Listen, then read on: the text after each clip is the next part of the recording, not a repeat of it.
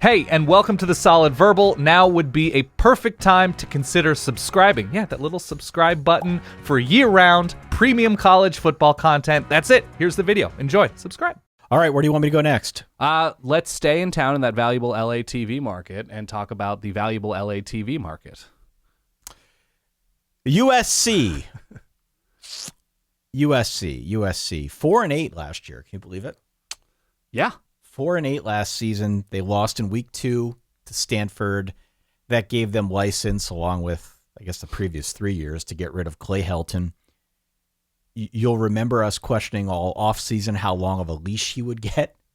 And the answer was none. He got no leash. Yeah. They lost to Stanford, and then it was done. And really from that point forward, USC became sort of the most interesting story in college football. Certainly in the offseason, going into the 2022 season. USC, in this odd analogy, is Maverick. He's a wild card. Flies by the seat of his pants. Completely unpredictable. Okay. Kind of feels like USC to me. You know, we've had expectations for this program for a while. They obviously took a big swing here, gave Lincoln Riley a king's ransom to leave Norman, Oklahoma. Looks like he bought a nice house with it. Doesn't have a helipad, though. I'm a little disappointed. No helipad. I mean, he's probably traveling to downtown from wherever he is, Rolling Hills Estates, early enough where he'll beat traffic. So it's not a Kobe in Newport Beach situation, or Kawhi Leonard, guys like that. But yeah, okay, fair enough. And I understand the Kobe helicopter. Could have used a helipad. Yeah. I'm assuming it's got an infinity pool. I didn't see that, though. Right. But gave him a king's ransom. And now, because of all the dust he has kicked up, USC is getting crazy hype again. USC, if you can believe it, is 20-1 to win the national championship. Love it. That is ahead of Utah. Utah's 80-1. Yeah. Notre Dame is 60-1. USC, maybe only because Vegas needs to protect itself a little bit from bets coming in. 20-1, that is the 5th lowest odds, behind Georgia, behind Alabama, Ohio State, maybe Clemson as well. So expectations are really high for USC. There is still a wild card quality. There's still a Maverick quality here to the Trojans, because you know that if they are running optimally, if they are converting on all of the talent that they have access to, if they're able to get that defense in order and get Caleb Williams and, you know, its cast of characters playing at a really high level, you could totally see the upside here. I mean, it jumps off the page at you. It's very exciting. But also it might be a bit unrealistic given where we're at right now. Okay. With USC football. So here's the rub.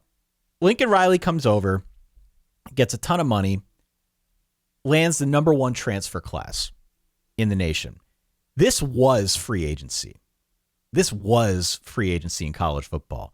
He's got the transfer at quarterback in Caleb Williams. He's got 2 running backs who came over, Travis Dye and Austin Jones. He's got 4 wide receivers in the form of Mario Williams, Jordan Addison, Terrell Bynum, Brendan Rice. Jerry Rice's kid who comes over from Colorado. The skill talent has all been upgraded in a really big way. Really big headline-grabbing way. And then they took a few more transfers in on defense as well to give the linebacking core a boost. That momentum had been very tangible, and it has translated through to the regular recruiting department, which has also been very strong. So a lot of steam on USC right now. A lot of steam. It's going to help them this season. It's certainly going to help them in the recruiting game, both high school recruiting and transfer recruiting in the future. But I emphasize moving forward because there are areas that weren't upgraded. And those happen to be all the areas where USC could have really used an upgrade. Yeah. Okay? Like, it helps to get a better quarterback and all those great skill positions. But what about the offensive line, Dan? The offensive line stank last year and probably still stinks again. You know, there's starting experience along the line, but they didn't do enough to boost it, in my opinion. So it's not like this is an overnight rebuild for the new offensive line. Like, it's going to take a while to get there. Typically, offensive lines are not the kind of thing that you can just snap your fingers and suddenly fix. It takes time. Yep. And that is going to be the case here. It's been that way at USC for the last couple years running, and they haven't done much to address it. So it's great the skill talent is improved. I think that will help, but they got to fix the line. Yeah, the offensive line was actually okay last year. It had gone a run of not being great. And I don't think, they had the NFL draft talent the couple years before that, but it was sort of lost in that it was kind of a wasted season and they weren't playing a ton of great defenses. But I think it had been worse before last year. When you look at what they were able to do against Oregon in the Pac-12 championship game that year, and some big moments, they were certainly let down. But I don't know, the underlying numbers are they were good in protecting both Jackson Dart and Keaton Slovis last year. And a lot of that, I think, has to do with the type of offense they were running, that the ball is out pretty quickly. Very quick air raid so stuff. It's hard to fully gauge, but they ran the ball better than they had been last year. They ran the ball better. And it's transfers and whatever. Once again, I think the offensive line is okay, but I think your underlying point of they would have been wise to try to upgrade is not wrong. Yeah, I mean, it's not all bad. We're not talking half offense the way we talk about a UCLA half team with its defense, right? To say the line's a catastrophe would be going a little bit too far. But look at what they did in the red zone. They got no push in the red zone at all. Right. That's when you need to get that push up front. So there are definitely areas for improvement along that offensive line. It doesn't feel like they addressed it. They addressed everything else, but they didn't address that. The other thing that I will call out here with USC, or the valuable LA TV market, as I've been led to believe, the defense. Last year, the defense collapsed. They were terrible. I think they'll be okay up front. There's enough back to be okay. At linebacker, they lose Drake Jackson. He's tough to replace. They did take in 2 more transfers from Bama and ASU, as I mentioned earlier, to help fill out that linebacking core. I'm worried about the cornerback spot. This is, again, another situation, in this case for Alex Grinch, that is not an overnight fix. I'm not an Alex Grinch evangelist. Right. I'm just not. I think he's fine. I wonder if he's the right guy for the job or not. I guess we'll find out. But I do think it's going to take more time on that defensive side of the ball. This is not a Utah situation, where this thing is set in stone and they're going to be just fine. There's a track record. And, USC's had a problem defensively with toughness. You read what other coaches say, they get pushed around. So, again, new system, new frame of mind, a lot of momentum on this program, a lot of shiny new toys. But the underlying stuff for me is the offensive line needs to get better to support that offense. And certainly on defense, they got to figure this out because they were bad last season. So what am I saying? Will USC be better? 100% they will be better. 100%. The influx of skill talent, it's amazing. It'll make them fun to watch. They will continue to be one of the more interesting storylines in college football. But the shiny new toys also paper over some of the underlying stuff that I do think will ultimately get in their way. Defense, in particular, a pretty big open question for me. So would I bet on USC at 20-1? No. I mean, come on. No. Vegas has the over-under at 9.5. I think because the schedule's favorable, if you want to bet on USC winning 10 games, be my guest. I don't want any part of that bet. I'm not going anywhere near that. Not just because of some of the pre-existing stuff that I discussed here, but just like it's a lot of transfers, man. It takes a minute sometimes for that to gel and work together, and all-star teams don't always play great together at first blush. So, in looking at this, there's a chance they could lose to Stanford in week 2 again. No, there's not. There's 1,000% not a chance. Speak in a universe that is based in reality. Get out of here with that. I don't know. I'm not as high on USC as apparently Vegas is, and I think they'll be fun as hell. 8-4, 9-3 is my thing for USC. Okay. You're making me be a counterpart about the LA TV market with this, which is not my usual place to be. They should have the best offense in the conference. Yes, because of that kind of firepower, because of Lincoln Riley's experience helping to develop quarterbacks, certainly behind better offensive lines, the best of his offensive lines at Oklahoma, or I presume better than where USC will be this year. I'm not so sure about that. I'm not so sure about that. You don't think the best of Lincoln Riley's Oklahoma lines was better than what USC's will be this year? The best of Lincoln Riley's Oklahoma lines. Yes. I'm saying like the Creed Humphrey anchored lines at Oklahoma are better than USC's will be this year. Of course. Yeah, of course. That's what I'm saying. Of course. Yeah. But I'm saying USC's line will be good enough for this offense to do what it intends to do, which is get the ball to speed, which will be run more successfully. Travis Dye is a really good running back. Travis Dye, was he the offensive player of the year in the Pac-12 last year as a backup for Oregon? He was in that conversation if he wasn't. I don't have that in front of me. And so he's experienced and not a huge dude, doesn't have huge top-end speed, but good. He's a good running back, and I think he's going to take the majority of the carries there, and a lot of running backs have succeeded in Lincoln Riley's offense. Is this the best receiver duo in the conference? Yes. Is it the best receiver duo in the country? Possibly. Probably.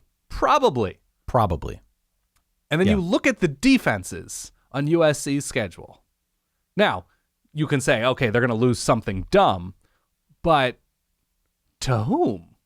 To whom exactly are they going to, like, losing to Utah and Notre Dame, no shame in that. These are teams that are much farther along in terms of overall talent on both sides of the ball than everybody else on USC's regular season schedule. So if USC is merely as good-ish as they should be, they're winning 10 games. Plus, right?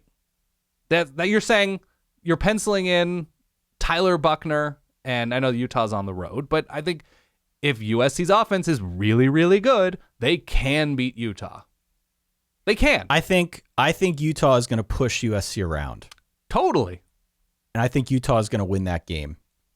The Notre Dame game is in LA.